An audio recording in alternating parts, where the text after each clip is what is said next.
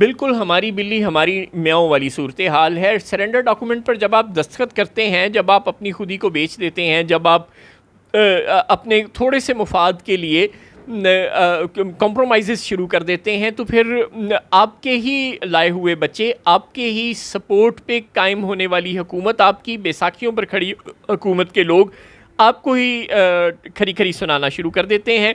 ज़ाहिर है chief justice साहब का ओहदा, मकाम, मर्तबा, स्टेटस वफाकी वज़ीर कानून से बहुत बड़ा है और इस वक्त के वफाकी वज़ीर कानून आज़म नज़ीर तारड़ हैं, बैरिस्टर फ़रोग नसीम नहीं हैं, रावलपिंडी के डायरेक्ट मुलाजिम नहीं हैं इस वक्त वफाकी वज़ीर कानून। इस वक्त तो वफाकी वज़ीर कानून एक हारी हुई सियासी जमात के रहनुमा हैं। उनका तो इस्टेब्लिशमेंट से कभी कोई करीबी राब्ता नहीं रहा। वो कोई फ़रोग नसीम तो है नहीं जो इमरान खान साहब के वज़ीर कानून बराए नाम हुआ करते थे और असल में वो किसी और के वज़ीर कानून हुआ करते थे।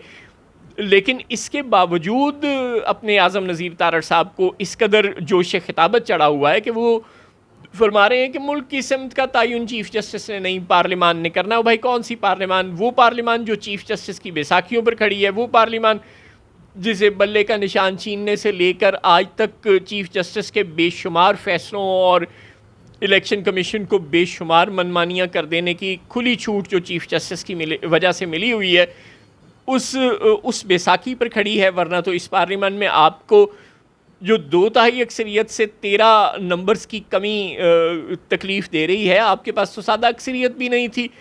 लेकिन आज आप इस पार्लियामान के वारिस हैं तो इसी चीफ़ जस्टिस की वजह से हैं। और आज आप वो चीफ़ जस्टिस बेचारे थोड़ी सी चूं-चां भी कर देते हैं तो आप उन्हें शटअप कॉल दे देते हैं कि भाई आप अपनी लिमिट में रहें और ये सब कुछ जो है वो हम नहीं करना है।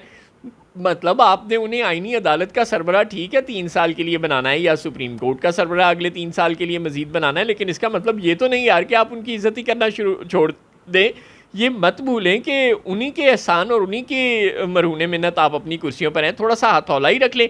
और काजी साहब को भी ज़रा गौर करना चाहिए कि ये कल के बच्चे उन्हें आंखें दिखा रहे हैं, तो अगर अगले 3 साल वो इन्हीं बच्चों की वजह से अपनी कुर्सी पर मौजूद रहेंगे तो ये बच्चे उनके साथ करेंगे क्या?